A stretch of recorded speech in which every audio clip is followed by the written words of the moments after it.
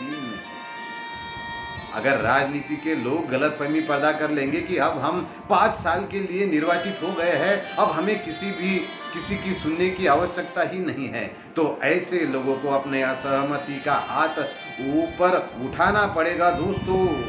ऐसे लोगों को रोकने के लिए फिर वो शिक्षा जगत के लोगों को, अध्यात्म जगत के, स्पिरिचुअलिटी के फील्ड के लोगों को हो या धर्म जगत के लोग को हो, अपना हाथ ऊपर उठा के यह स्वीकार करना पड़ेगा कि इन लोगों को कहीं रोकना है।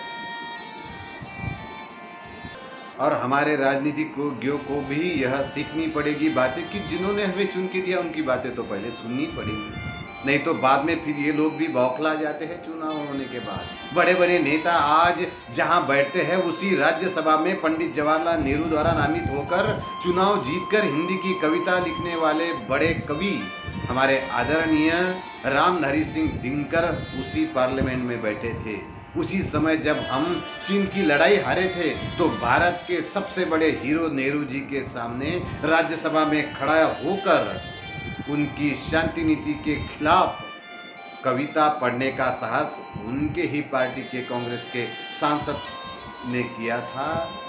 पंडित जवाहरलाल नेहरू जी के सामने दिनकर जी की कविता उन्होंने, दिनकर जी ने पढ़ी थी, रे ना रोक युधिष्ठिर को यहाँ जाने दे, इसको स्वर्गधीर, और फिर हमें गंडीव गधा लौटा दे अर्जुन भीम वीर, कह दे शंकर से वे आज करे प्रलय नृत्य फिर एक बार, सारे भारत में गूंज उठे हर हर बम बम का फिर पुनरुच्चार।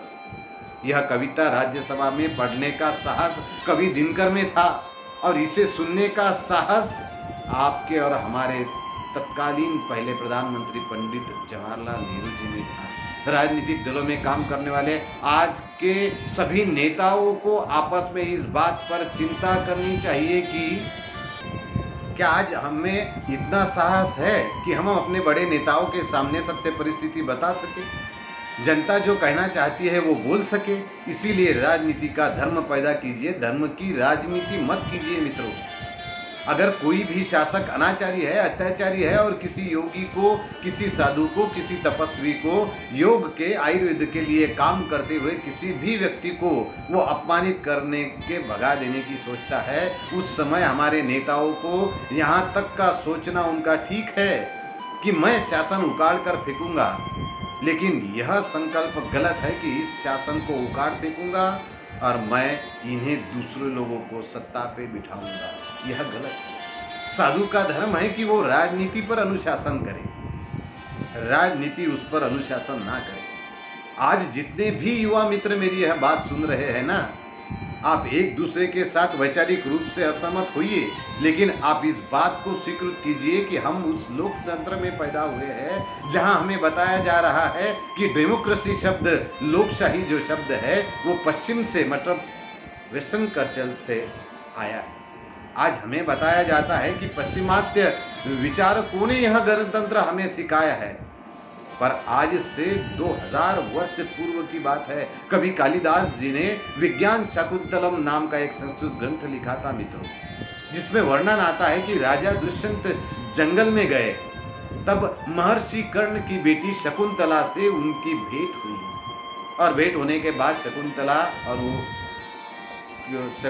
पर राजा दुष्यंत मोहित भी हुए, और मोहित होने के बाद उससे गंधर्व विवाह रचाया, और गंधर्व विवाह रचाने के बाद राजा दुष्यंत के वजह से शकुंतला गर्भवती भी रही, और गर्भवती उसको बना के फिर वो अपने राज्य में वापस आ गए, उसको वहां छोड़। 7 महीने बाद ऐसा हुआ कि महर्षि कर्ण की पत्नी जो थी गौतमी, माता गौतमी अपनी 7 महीने की प्रेग्नेंट बेटी शकुंतला को लेकर रात को 3 बजे राजा दुष्यंत के घर पर पहुंची।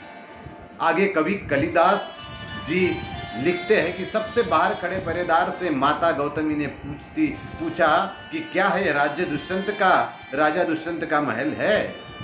तब पहरेदार कहते हैं कि जी हाँ, यह उन्हीं का महल है। फिर गौतमी माता पूछती है कि क्या हम उनसे मिल सकते हैं? हाँ जी, उनका ही महल है, आप उनसे मिल सकते हैं। अब यहाँ पे एक वाक्य आता है, एक पंक्ति आती है, अविश्य मोयम लोकतंत्र से सर्वाधिकारा, this is yours continuous constitutional right to meet your empire any time. घंटा बजाइए, सोते हुए राजा दुष्यंत आपसे मिलने को आएंगे रात को 3 बजे। जरा ख्याल कीजिए मेरी बात पर। रात को 3 बजे राजा दुष्यंत घंटी बजाते ही वापस इधर आते हैं किसी को मिलने के लिए। जितने युवक मेरी बात सुन रहे हैं ना अभी, मुझे बताइए कि क्या हमारी आज हिम्मत है सामान्य नागरिक होते हुए भी कि हम किसी विधायक को, एमएलए को बिना किसी मध्यस्थ के, बिना किसी उसके पीए के मिल सकते हैं क्या? फिर सोचिए कि आपका गणतंत्र ठीक है कि उस समय का तब का गणतंत्र ठीक था।